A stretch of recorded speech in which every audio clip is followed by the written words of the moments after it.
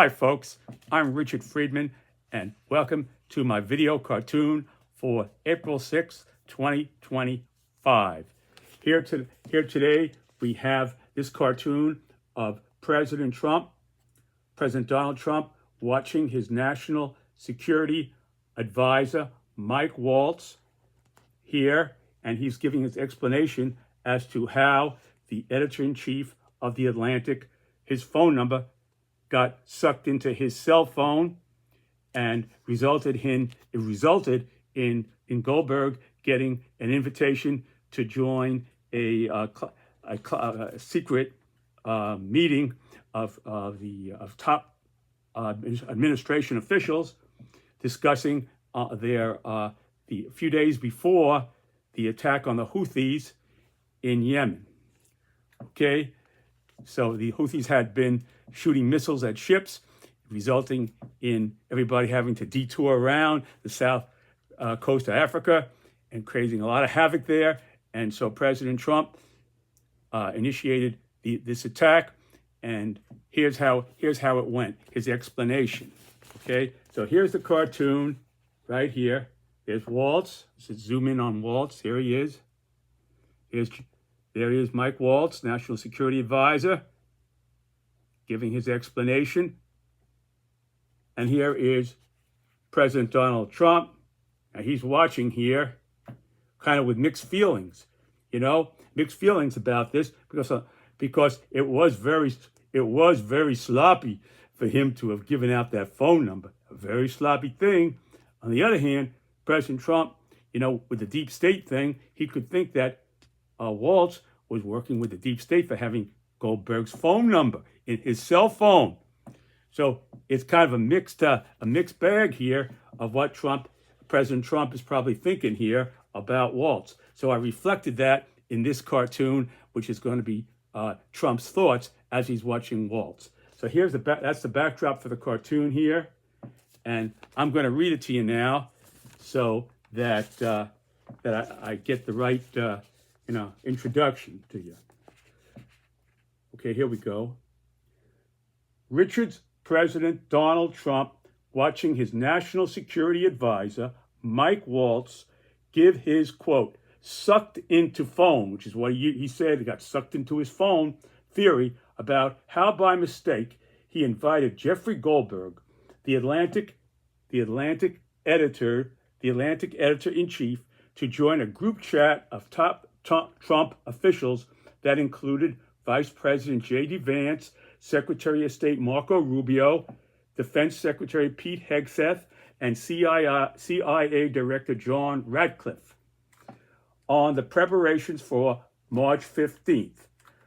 Okay, and this was on March 11th, so it was a few days before. For March 15th,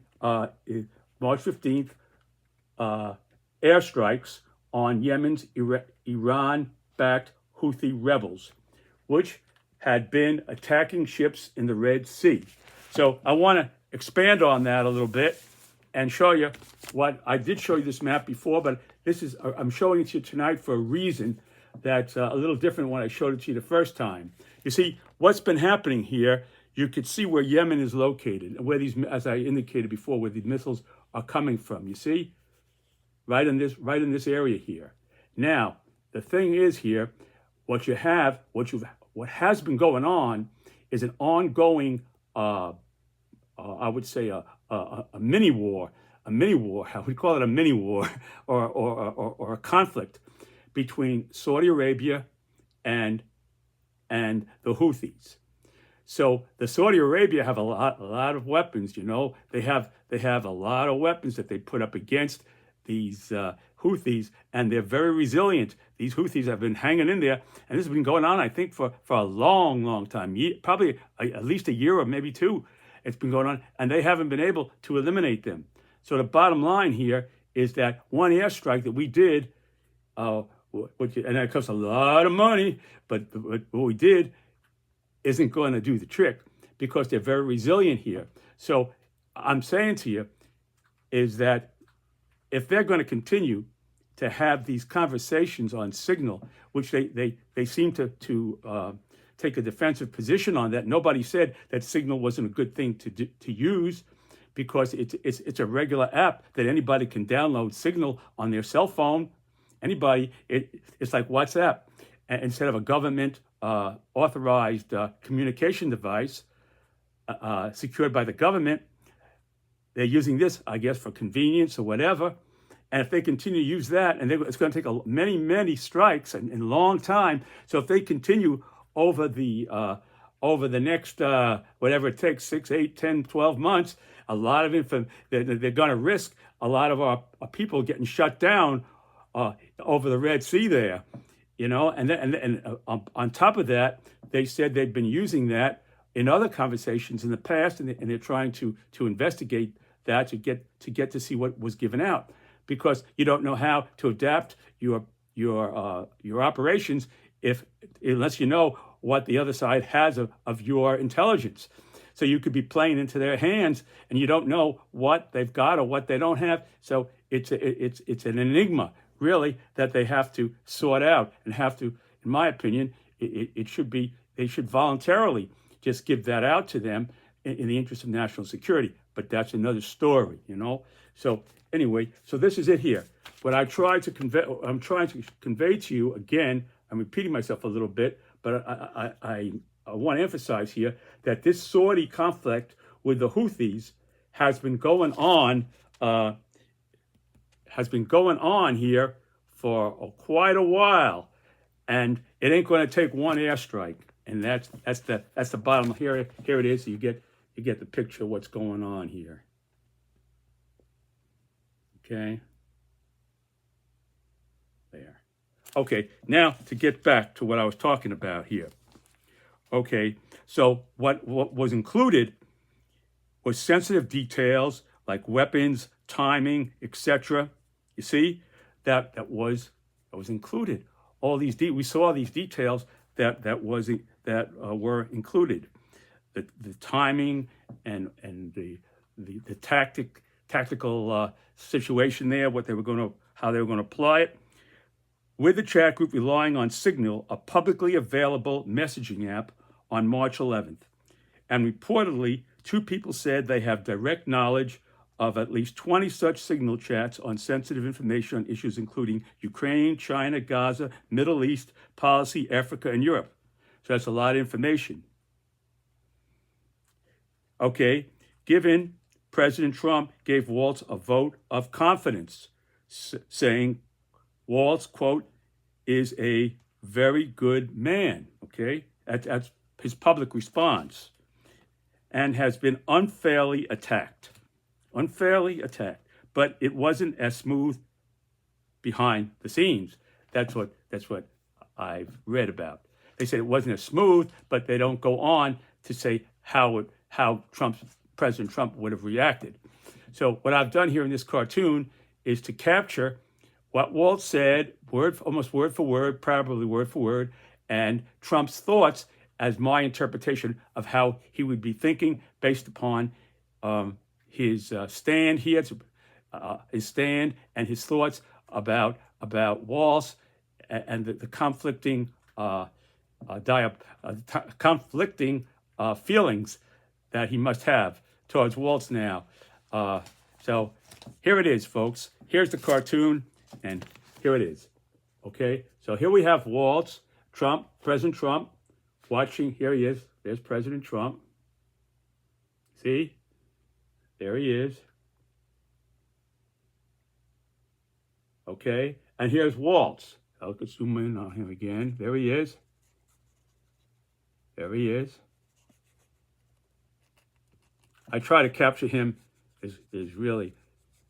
I try to capture both President Trump and National Security Advisor Waltz as good as I could to make it come to life. You see?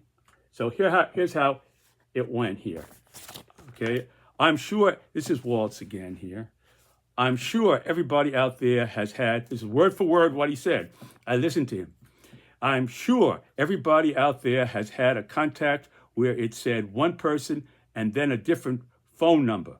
If you have somebody else's contact and then somehow it gets sucked in. It gets sucked in. He repeated, it gets sucked in. He gets sucked in. That ain't me. That's him. That's the way he expressed it. A double suck in, you know. Yeah. It gets sucked in. It gets sucked in. The person that I was emphasizing that. The person that I thought was on there was never on there. I take full responsibility. Okay? That's what, here is President Trump now, President Donald Trump, his response to that, based upon his past remarks and his positions, and I kind of synthesized it into what I thought, put myself into President Trump in a way, and how he would respond, and really thought it through and try to give you as close as to what I would think he'd be thinking in this, watching this. Okay, there he is. Okay, all right. Waltz,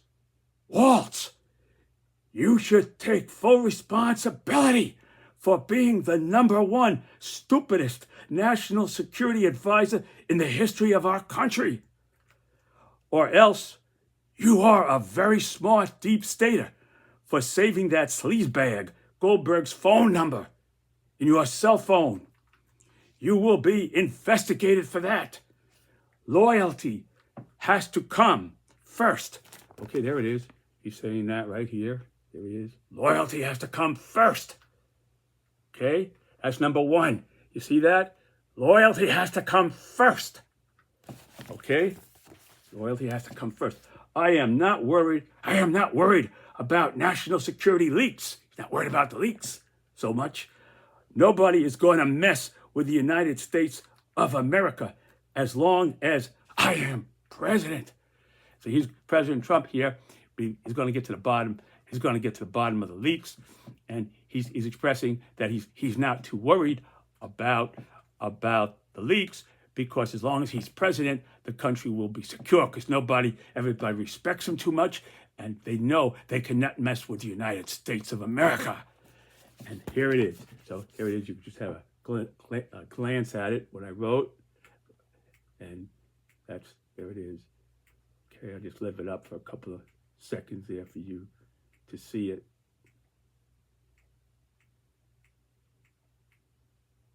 All right.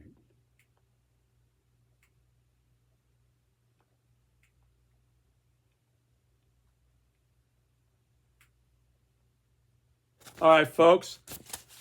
I want to thank you very much for watching my video cartoon. God bless you. God bless America. And I'll see you next time. Take care, folks, and hang in there.